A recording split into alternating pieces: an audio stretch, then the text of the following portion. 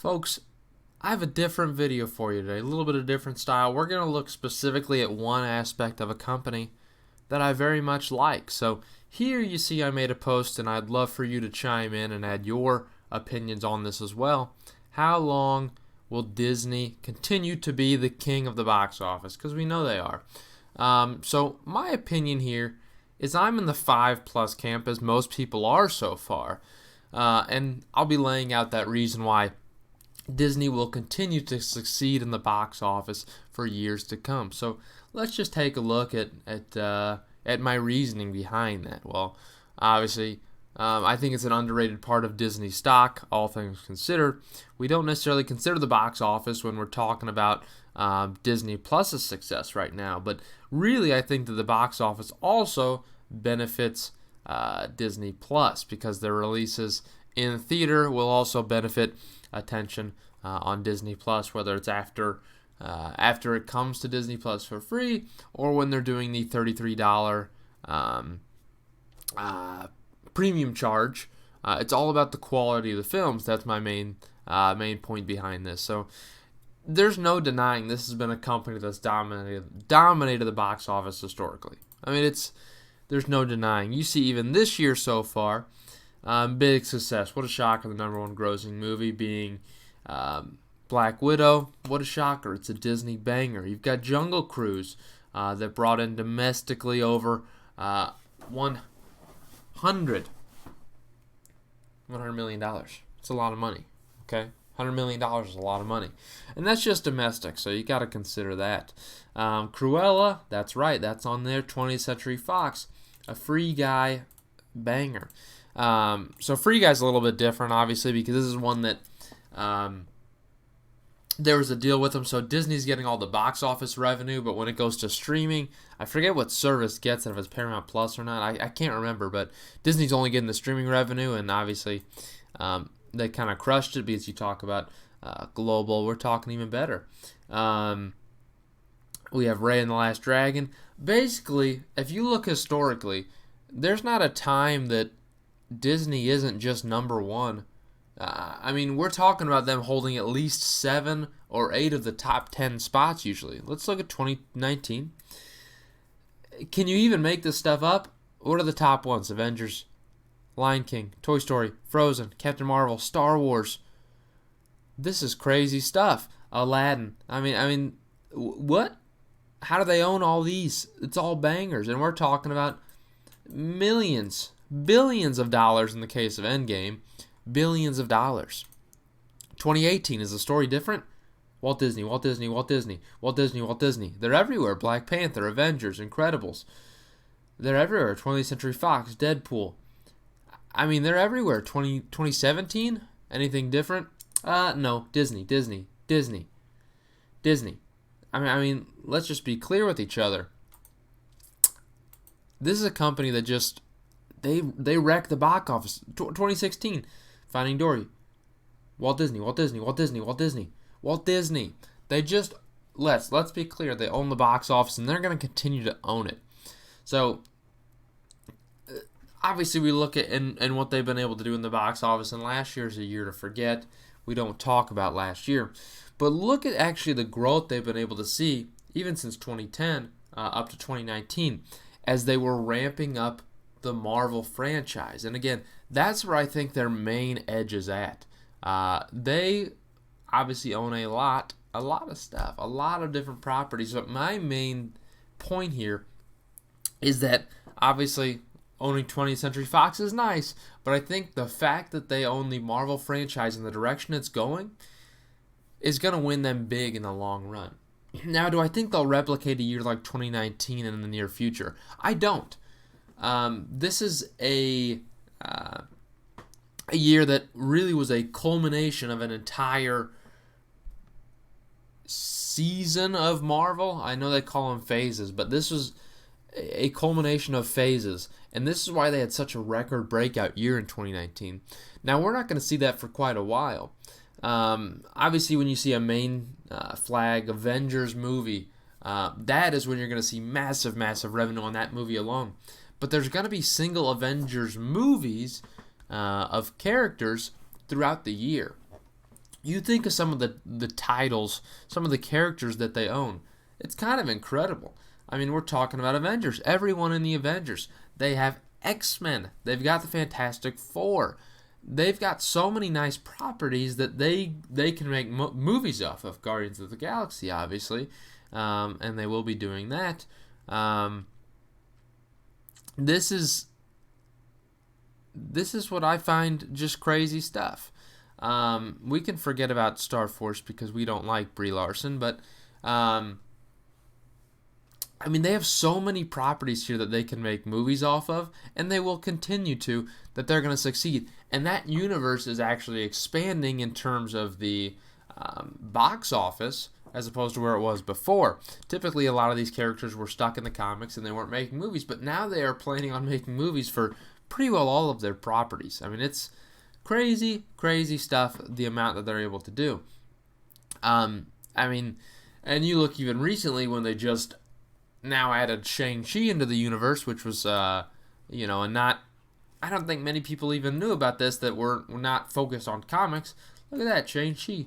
We'll see what it posts, but I believe they're going to be doing some great, great numbers in opening weekend. I mean, it's going to be ridiculous. I don't know. I think that they are definitely going to be putting up a large, large number here throughout the year. I watched the movie and it was fantastic. And you look at reviews are fantastic. 4.7 stars out of 5. I mean, Rotten Tomatoes, we don't care about Rotten Tomatoes score. I mean, it's terrible. But it's a great, great Marvel movie because every Marvel movie's good. We're talking about extremely high budget movies. We're talking about every movie's worth, I mean, they're sinking in $100 million at least. Yet they're still bringing in, box office wise, over 200,000 on each of these. This is a great return on investment too in terms of profitability. So I like what they're able to do. And you look at upcoming movies and tell me that this is not just a smasher just waiting to happen. And this is just what's announced so far. Later this year we've got Eternals, which I think will bring in a massive, massive thing because that's the great thing about these Marvel movies is they're all tied into the main storyline. And we've just gone through a transition in storyline where they're in an entirely new phase. So people have to watch these shows or these movies, and they will, trust me. People will watch these movies because they need to stay updated with where the series is at as far as storyline. They have to. So, I didn't realize this had Angelina Jolie in it, but I mean, she's like 90 years old at this point, but that's okay. Disney Encanto, not too sure about this one. It's a Disney movie, so it'll do really well. It just will. I mean, I don't know what else for me to say. We've got, that's right, Spider-Man still coming out this year, which will bring in massive numbers. Trailers look really good for it, but again, Spider-Man, it's a series that, it needs some quality stuff. I think they're able to do great numbers. And Tom Holland's actually pretty darn good as Spider-Man. I will say that. I'll give you credit. The Kingsman, that'll be a good one. I mean, it's a great series, and now that it's technically under the Disney name with 20th Century Fox, I mean, trailers look good. People always watch the Kingsman movies. They just do. Okay? What else do we have? I mean, what can I say? Next year, we've got nothing but bangers, okay? We're starting the new Marvel series here. We've got Doctor Strange, which will bring in a lot of money. New Doctor Strange movie will bring in a lot of money because this is going to be specifically talking about the brand new phase that they're in. It's going to be pretty crazy, in my opinion. Another Thor movie? Yeah, I didn't realize this until looking at this, but another Thor movie coming out. The fourth in the franchise. Not sure what this will be like, but pretty incredible, I guess. Yeah, I don't know. Hopefully it's Fat Thor. That is right. A Buzz Lightyear movie. Who knew it? A movie about Buzz Lightyear, and we know how Toy Story performs historically, and it's incredible in terms of the box office performance. Black Panther. The Black Panther 2 is coming out. Look. I'm just going to tell you right now that this is going to be incredible here. We saw how Black Panther 1 performed. Black Panther 2 is going to be even crazier because you think about the fact that everyone's going to watch it to see what happens with Chadwick Boseman, obviously, as he's still part of the movie. What are they going to do with that? You know, a lot of people are going to be tuned in to see what that looks like. This is going to be an incredible opening weekend for Black Panther. That's right, another Indiana Jones film. As Harrison Ford is 900 years old, he's still going to be doing filming an action role. Who knew? We'll see what it looks like. We've got the Marvels coming out next year with Brie Larson. Avatar 2. The highest grossing box office movie in history. And then they're just going to make a second one? Who knows what it'll look like, but, I mean, come on now. Another Ant-Man movie. Guardians of the Galaxy Volume 3 coming out in 2023. Star Wars Rogue Squadron. Which, first off, Rogue One was a banger of a movie. These spin-off Star Wars movies have been incredible so far.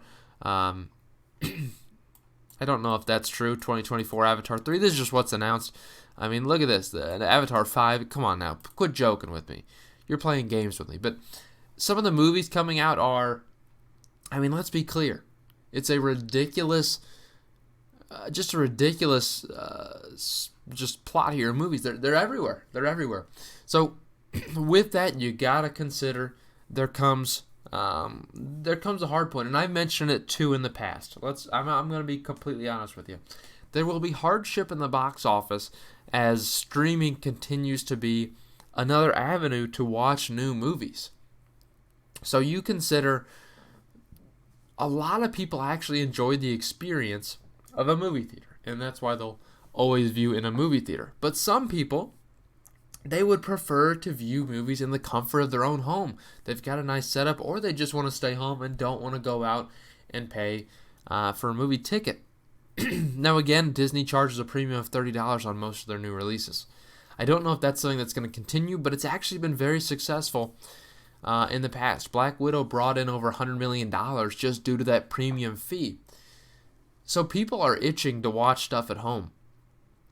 But again, this is more talking about the fact that their movies are going to be really a massive means for success for them. So that's what I got for you. And if you disagree and think someone else is going to take over the movie spectrum, look, you're allowed to, but I just got to be honest. I don't think that you're going to be telling, truth here. I just don't think it's possible for anyone to take over the box office in the near future with Marvel and how it continues to ramp up and each Marvel movie continues to bring in more revenue. I just don't think it's possible that they're able to do it. And you talk about just all the names under Marvel. I mean, it's crazy stuff. I don't know. That's what I got for you, and I hope you enjoyed.